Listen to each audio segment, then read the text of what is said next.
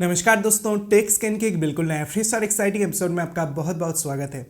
आज के इस वीडियो के अंदर मैं BSNL कंपनी के बारे में बताऊंगा क्योंकि BSNL के ऊपर लगाया गया है ऑलमोस्ट 10.5 लाख रुपए का पेनल्टी। BSNL कंपनी के एक छोटे से गलती की वजह से BSNL कंपनी के ऊपर लगाया गया है 10.5 लाख रुपए का पेनल्टी। तो दोस्तों, अचानक BSNL के साथ क्या कुछ चीज़ हो गया जिसकी वजह से BSNL कंपनी को कुछ इस तरीके का पेनल्टी यहाँ पर दिया गया है, और ये एक पेनल्टी को दिया गया है मेनली हाई कोर्ट की तरफ से।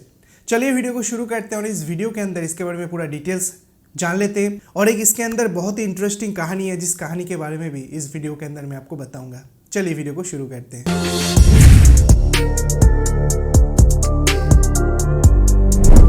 दोस्तों, अभी जो साल चल रहा है वो 2023 साल चल रहा है, लेकिन अगर मैं 2002 साल की बात करता हूँ, जब नया नया BSNL भारत के मार्केट के अंदर आया था और भारत के मार्केट के अंदर वो मेनली अपने आप को एक्सपांड कर रहे थे, तो वैसे एक टाइम के अंदर BSNL की तरफ से तब कुछ सुविधाएं यहाँ पर दिया जा रहा था कि कुछ ऐसे डीलर्स है जो मेनली BSNL के ऊपर कुछ सिक्योरिटी डिपॉजिट देकर वो मेनली कुछ पर्टिकुलर एरिया के अंदर कुछ पर्टिकुलर टाइम के लिए अपने डिस्ट्रीब्यूशंस को यहाँ पर चला सकते हैं। फॉर एग्जांपल, वो BSNL सिम कार्ड या BSNL के कनेक्शंस को सेल करे तो इसके लिए कुछ सिक्योरिटी डिपॉजिट मेनली BSNL के ऊपर देना होता था, और उसके बाद जो है वो BSNL वो पर्टिकुलर बंदे को ये अथॉरिटी देता था कि वो भारत के कुछ पर्टिकुलर जगह के अंदर अपने जो डिस्ट्रीब्यूशन है वो यहाँ पर कंटिन्यू कर पाए। तो वैसे ही एक बंदा था जिनका नाम था प्रदीप प्रखियल जी। तो प्रदीप प्रखियल जी को मेनली 2002 साल के अंदर ये डिस्ट्रीब्यूशन का राइट्स मिला था, क्योंकि उन्होंने 5 लाख रुपए का जो सिक्योरिटी डिपॉजिट है वो यहाँ पर जमा करवाया था BSNL के ऊपर। उसके वजह से BSNL की तरफ से उन्हें ये अथॉरिटी मिला था।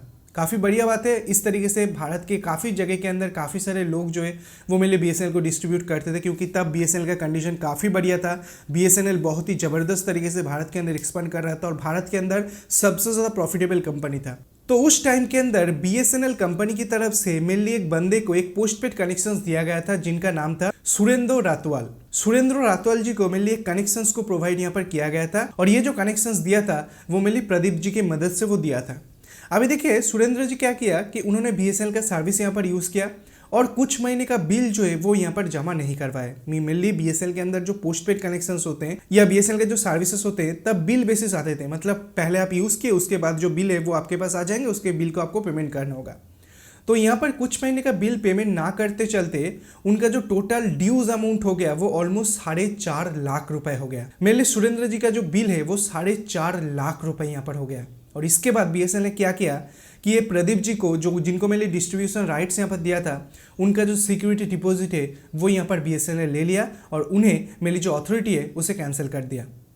तो BSNL की तरफ से ये काम तब किया गया था। उसके बाद मेनली प्रदीप जी ने क्या किया कि मेनली डिस्ट्रिक्ट हाईकोर्ट के अंदर यहाँ पर चले गए, और डिस्ट्रिक्ट हाईकोर्ट के अंदर BSNL को गिल्टी पाया गया और BSNL को कहा गया कि आप एज ए भरपाई प्रदीप जी को 10.5 लाख रुपए दे दो। BSNL ने ये नहीं माना। ये जो डिसीजन था BSNL इससे नाखुश था, जिसकी वजह से BSNL हाई कोर्ट के अंदर अपील किया, और हाई कोर्ट के अंदर भी सिमिलर चीज़ कहा गया है। यहाँ पर BSNL को ये बताया गया है कि अगर BSNL कोई नया नंबर को इशू यहाँ पर कर रहा है तो उनके एड्रेस वेरिफिकेशन या उनके पर्सनल वेरिफिकेशन जो है उसका टोटल जो राइट्स है, टोटल जो रिस्पॉन्सिबिलिटी है वो मेनली BSNL अथॉरिटी का है। BSNL मतलब भारत संचार निगम लिमिटेड अथॉरिटी का है। तो BSNL क्यों जो पर्टिकुलर बंदा है, मतलब यहाँ पर सुरेंद्र जी के प्रॉपर वेरिफिकेशन क्यों नहीं किया, उसके बाद अगर सुरेंद्र जी यहाँ पर बिल पेमेंट नहीं कर रहे तो क्यों सुरेंद्र जी के जो कनेक्शंस है वो आने वाले 18 महीने तक कंटिन्यू रखा गया।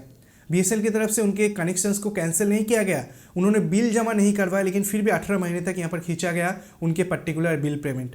मेनली प्रदीप जी यहाँ पर तो एज ए डिस्ट्रीब्यूटर काम कर रहे थे, मतलब उनका काम था कि BSNL के साथ नए नए कनेक्शंस को लेकर आना, लेकिन उसका जो डिटेल्स वेरिफिकेशन है उसका काम डायरेक्टली भारत संचार निगम लिमिटेड मतलब BSNL का है।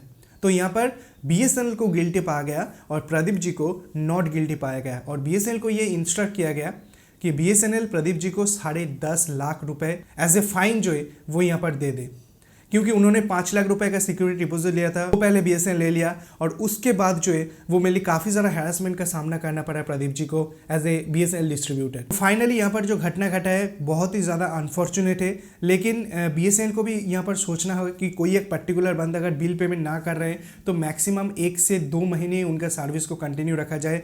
18 महीने तक सर्विस कंटिन्यू रखने का कोई मतलब यहाँ पर नहीं आया। फाइनली BSNL को 10.5 लाख रुपए का जो पेनल्टी है वो यहाँ पर देना हो रहा है। तो ये सारा अपडेट्स हमारे पास निकल के आ रहा था, छोटा सा वीडियो बनाकर आपको बता दिया। अगर वीडियो पसंद आया, कुछ नई जानकारी मिला तो वीडियो को लाइक कीजिए, इस वीडियो को अपने दोस्तों के साथ शेयर कीजिए, चैनल को सब्सक्राइब करके पास में लाइक उनको दबाना बिल्कुल भी मत भूलिए ऐसे इंटरेस्टिंग वीडियो डेली बेसिस देखने के लिए। Thanks for watching, bye, take care. आपसे उस समय ऐसे कोई नया वीडियो के साथ, तब तक के लिए दोस्तों अपना ख्याल रखिएगा।